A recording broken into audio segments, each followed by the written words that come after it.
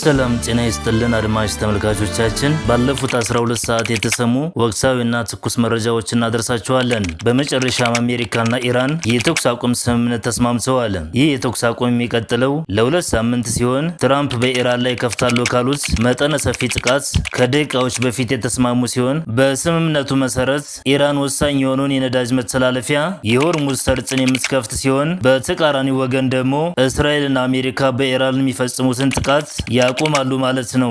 የዚህ ተኩስ አቁም አደራዳሪዋ ፓኪስታን ስትሆን ድርድሩን ተከትሎ የነዳጅ ዋጋ ወዲያውኑ በ6% ቅናሽ አሳይቷል።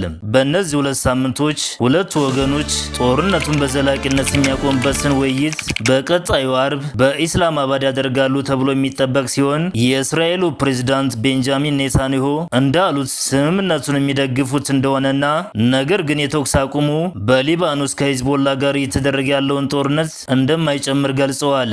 ይህን ዘገባ ስንሰራ አክሲዮስንና ሲቢኤስ ኒውስን እንደ መረጃ ተጠቅመናል። ይህ በእንዲህ እንዳለ ከተኩስ አቁሙ በፊት አሜሪካ በኢራን ካርክ ደሴት ላይ ጥቃት ፈጽማ የነበረ ሲሆን እስራኤል በበኩሏ የኢራን ዜጎችን ከባቡር ጣቢያዎችና የባቡር ሀዲዶች ካሉባቸው አካባቢዎች ራሳቸውን እንዲያርቁ አሳውቃ ነበር።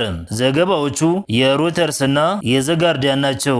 የተከበራችሁ አድማጭ ተመልካቾቻችን በሰዓቱ የተሰሙ ትኩስና አጫጭር መረጃዎችን አድርሰናችኋል። እንደዚህ አይነት ትኩስና ወቅታዊ መረጃ እንዲደርሳችሁ ቻናላችንን ሰብስክራይብ በማድረግ ቤተሰቡን እያልኩ እየጋበዝኩኝ የሰዓቱን ዜና በዙ ቋጫለሁ። አመሰግናለሁ። ቻው።